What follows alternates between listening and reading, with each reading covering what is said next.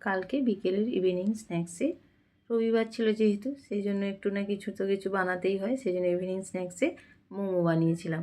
মেয়ে বললো হঠাৎ, মা একটু মোমো বানাও না, অনেক দিন ধরে মোমো খাইনি।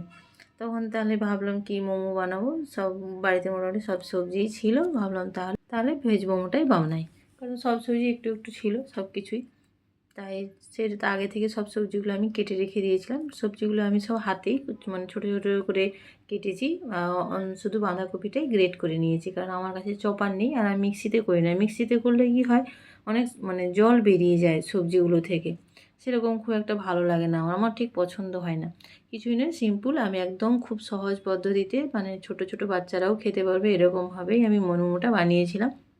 কারণ আমার ছোটো মেয়েটা খুব ভালোবাসে মোমো খেতে। আমি সেই রকমভাবে একদম সিম্পলভাবে একদম কম তেল মানে দিয়ে একদমভাবে মানে বানিয়েছিলাম। প্রথমে তো দেখলে ময়দাটা মেখে নিয়েছি আমি প্লেন জলে, সামান্য নুন দিয়েছি আর একটুখানি তেল দিয়ে ময়দাটা ভালো করে মেখে নিয়েছি। মেখে ভালো করে ওটা ডোটাকে ভালো করে থেঁচে নিয়েছিলাম, মানে মেখে নিয়েছিলাম। দিয়ে ওটা রেস্টে রেখে দিয়েছি 10 মিনিট মতো। আর এদিকে যে সবজিগুলো সেগুলো একটু সামান্য একটু কড়াইতে তেল দিয়ে প্রথমে রসুন কুচি, আদা কুচি মানে গ্রেট করে নিয়েছিলাম, তারপরে বাঁধাকপি, ক্যাপসিকাম আর গাজর দিয়ে ভালো করে নেড়ে নিয়েছি।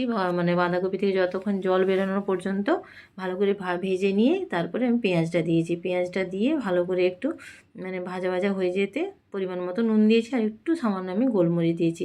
আর এখানে যারা ঝাল খেতে চায় এখানে মানে কাঁচা লঙ্কা এখানেই ইউজ করতে পারে। আমি যেহেতু মেয়েটা খাবে সেই জন্য আমি বেশি ঝাল দিইনি। তারপর আর কিছুই নেই, লেচি থেকে ডো থেকে ছোটো ছোটো করে লেচি কেটে নিয়েছি, দিয়ে ছোটো ছোটো করে যে লুচির আকারে বেলে নিয়ে মাঝখানে পুরটা দিয়ে যে যেমন বানাতে পারে মোমো শেপে সেরকম করে বানিয়ে নিবে, ব্যাস এই, আর কিছুই নয়। খেতে তো খুবই ভালো হয়। এবার মানে বাড়িতে বানানো মোমো তো যেমনভাবেই বানাও খুবই হেলদি, ব্যাস এই। আর এই যে সবগুলো যে 2-4টে বানিয়ে নিয়েছিলাম, তারপরে একদিকে আমি এদিকে জলটা গরম করতে দিয়েছি, তার উপরে যেটা ঝাড়ি বসিয়ে দিয়েছি, ওপর থেকে একটু তেল ব্রাশ করে দেবো, দিয়ে তার উপরে মোমোগুলো দিয়ে দেবো, দিয়ে একটা ঢাকনা দিয়ে ঢেকে ওই 5 থেকে 7 মিনিট রাখলেই মিডিয়াম ফ্লেমে মোমোগুলো রেডি হয়ে যাবে। খেতে কিন্তু খুবই সুন্দর হয়েছিল। আমার ছোটো মেয়েটাকে তো এমনিই দিয়েছিলাম, ও এমনিই সুন্দর খেয়ে নিয়েছে। আর বড়ো মেয়েটা একটু ও নিজেই একটু শেজওয়ান সস আর একটু টমেটো সস মিক্স করে একটা সস বানিয়েছিল, সেটা দিয়েই ও খেয়েছে।